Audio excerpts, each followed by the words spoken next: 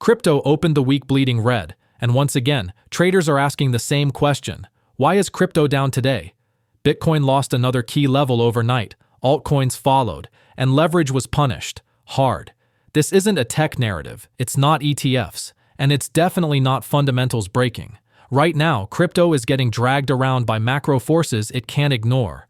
Bitcoin briefly crashed to $86,000, triggering a fresh wave of liquidations and fear. That move confirmed a breakdown below the 200 EMA and 200 SMA on the 4-hour chart, levels Bitcoin had reclaimed earlier this year. Losing that band matters. Historically, it's the line between trend continuation and trend reversal. At the same time, geopolitical tensions escalated, risk appetite vanished, and capital rotated straight into gold and silver, leaving Bitcoin struggling to catch a breath. Ethereum, Solana, XRP, Dogecoin, all down over 3% in 24 hours, and liquidations exploded. CoinGlass data shows liquidations surged 770% to nearly $700 million in a single day. Ethereum alone saw over $218 million wiped out. Bitcoin, $195 million. Solana, $63 million. This wasn't organic selling. This was forced selling, and it's happening against a backdrop of multiple macro flashpoints converging at once. So in this video, we're going to break down exactly why crypto is under pressure, what's driving the volatility right now, and, more importantly, what this means going forward. We'll walk through the rising risk of a U.S. government shutdown, why geopolitical tensions are spilling into crypto markets, a potential Federal Reserve Japan currency intervention that could reshape global liquidity, and why long-term Bitcoin bulls aren't flinching. Even here, if you value clear, macro-driven crypto analysis that cuts through the noise, hit the like button, subscribe, and let me know in the comments where you think Bitcoin goes next. U.S. government shutdown risk. The odds of another U.S. government shutdown are rising, fast, and this time, the political lines are hardening on both sides. Well, I think we have a problem because I think we're going to probably end up in another Democrat shutdown because that's the only way. You know, when we came out with the numbers over 5, everyone was shocked. But remember, we would have been up 1.5 points more. We would have been at 6.5, maybe more than that, except for the shutdown. The shutdown cost us a lot.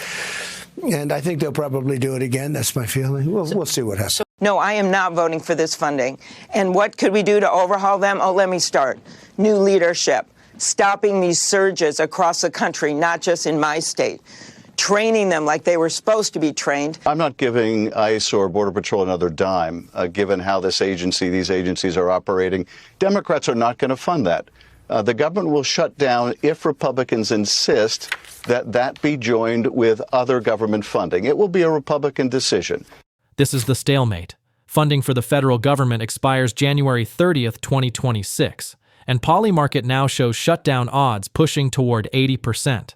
Why? Because Senate Democrats have openly said they will vote no on the current funding bill, specifically over DHS and ICE provisions, while Republicans are pushing to expand both funding and authority. Time is running out. The last shutdown lasted 43 days and directly damaged economic growth, and this one could be worse. Why this shutdown matters for crypto. Here's what markets are starting to understand. This isn't just another budget fight. Winter storms already delayed a key committee vote on major crypto legislation. Once Congress shuts down, everything stops.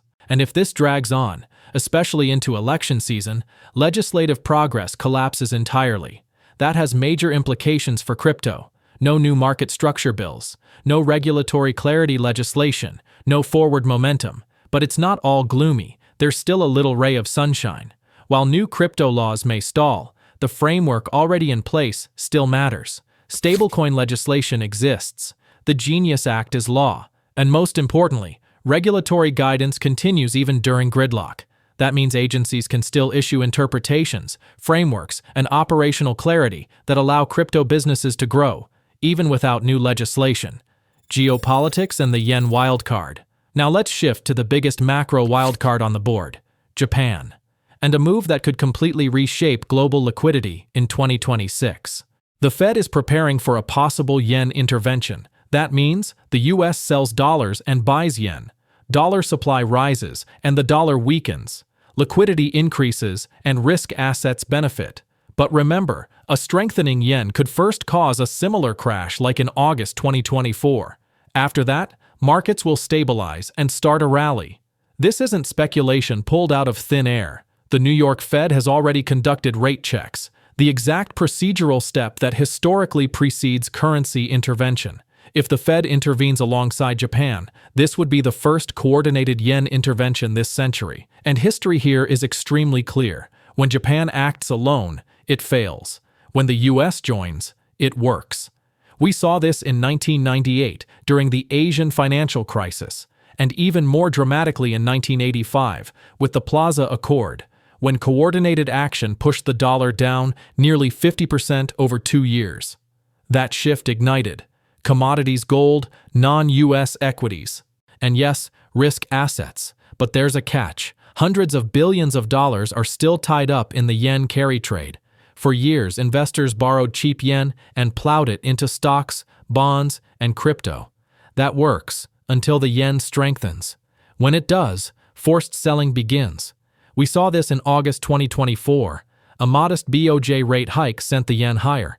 Bitcoin crashed from $64,000 to $49,000 in 6 days. Crypto lost $600 billion in market cap. So yes, yen strength creates short-term risk, but dollar weakness creates long-term upside. And that's the trade-off markets are now wrestling with. And yet, through all of this, long-term Bitcoin conviction hasn't cracked. While short-term traders panic, long-term allocators see something else entirely. You know, Bitcoin's been around for 15 years. It's had 15 major drawdowns. It's always come back to a new all-time high. If you zoom out, this is just par for the course.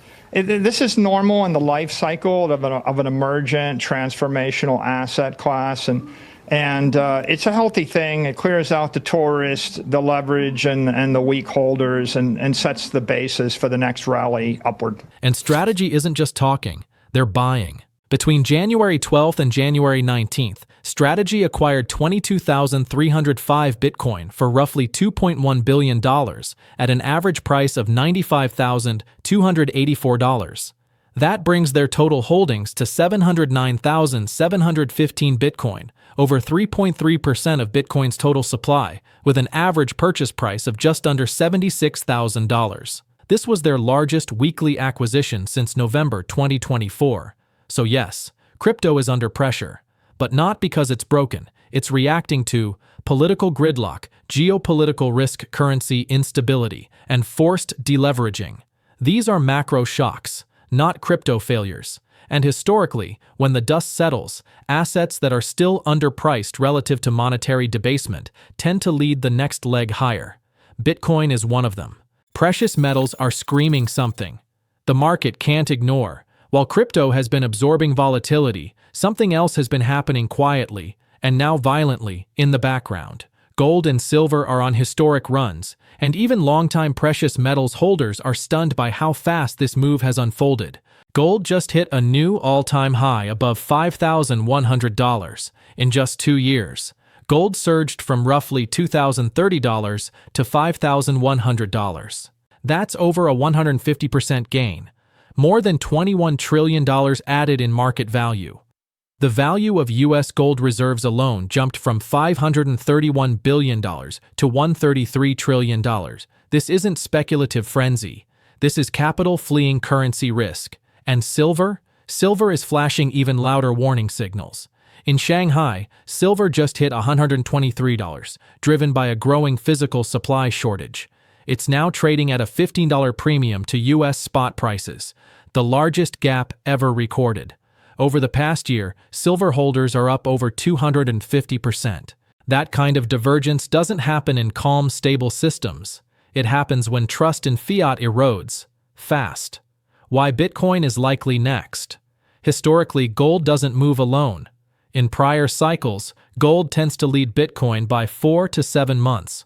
When gold breaks out first, it often acts as the early warning system, absorbing defensive capital before risk appetite expands. And right now, gold isn't just breaking out, it's screaming. Many analysts believe this is loading the spring for Bitcoin. Why? Because once capital has secured itself in hard assets, it looks for asymmetric upside, and Bitcoin, still consolidating while gold and silver explode, fits that profile perfectly. We've seen this pattern before. Gold rallies first. Silver confirms stress in physical markets. Then capital rotates into digital scarcity. Add to that continued institutional adoption, expanding balance sheets, and Bitcoin's strong historical correlation with global M2 money supply.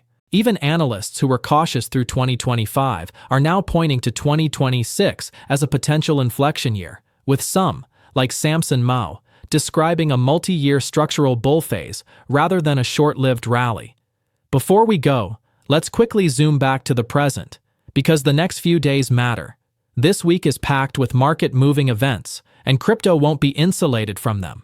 Markets are already reacting to renewed Canada tariff threats, which adds another layer of trade uncertainty. We get consumer confidence data, which will shape expectations around growth and spending. Then comes the big one. The FOMC decision, Jerome Powell's press conference, and earnings from Microsoft, Meta, Tesla, and Apple.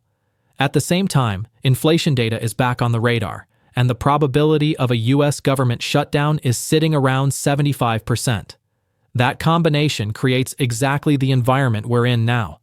Violent short-term volatility, macro-driven whipsaws, and emotional decision-making at market lows. This is where weak positioning gets exposed, and where patient capital starts to prepare. So the question isn't whether markets will stay volatile. They will. The real question is whether you're watching this unfold emotionally or strategically. Gold and silver are already telling you something is breaking. Bitcoin hasn't responded yet, but historically, it never stays quiet forever. If this video helped you see the bigger picture, not just today's price, but the forces shaping the next phase, then here's my ask. Don't just watch the market. Think with it. Leave a comment with how you're positioning for this week, defensive, aggressive, or patient. And if you want more analysis that connects macro reality to crypto opportunity without the noise, you know where to find me. Subscribe to the channel, turn on post notifications for instant alerts, and like this video, so YouTube brings you back here. Thanks for spending time with us, and see you in the next one.